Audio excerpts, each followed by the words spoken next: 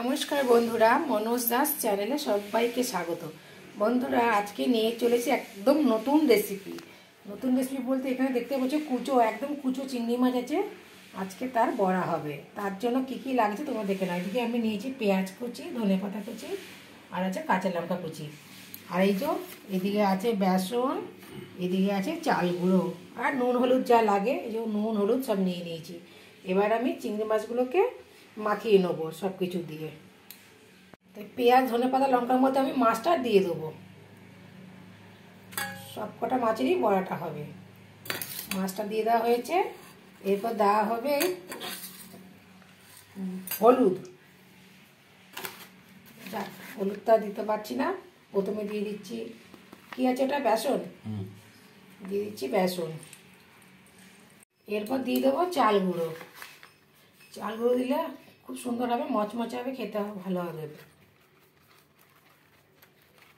আমাদের মাছের পরিমাণটা বেশি আছে বলে আমরা একটু বেশি দিচ্ছি। এরপর দিয়ে দেওয়া হবে হলুদ গুঁড়ো।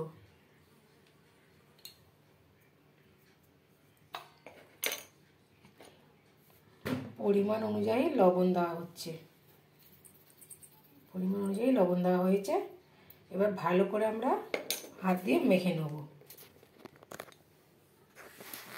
এবার এই যে সব কিছু দেওয়া হয়ে গেছে। এবার ভালো করে যে মাখা হচ্ছে, ভালো করে হাতের সাহায্যে মাখতে হবে। চামচ দিয়ে মাখলে কিন্তু হবে না, যে কোনো চামচ দিয়ে। এই দেখো, এইভাবে সুন্দর করে মেখে নিতে হবে।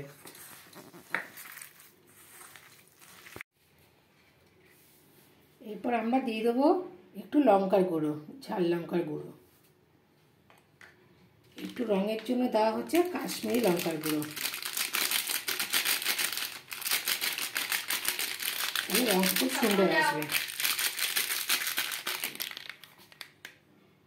দেওয়া হয়ে গেছে। এবার আমি ভালো করে মেখে নেব। লঙ্কার গুঁড়ো দিয়ে ভালো করে যে মেখে নেওয়া হচ্ছে।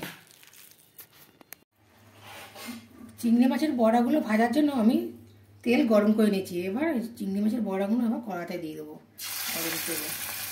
আমি তেলটা একটু বেশিই দিয়েছি, যেহেতু বড়া একটু ডুবো তেলে না ভাজলে ভালো লাগে না। দেখতেই পাচ্ছ,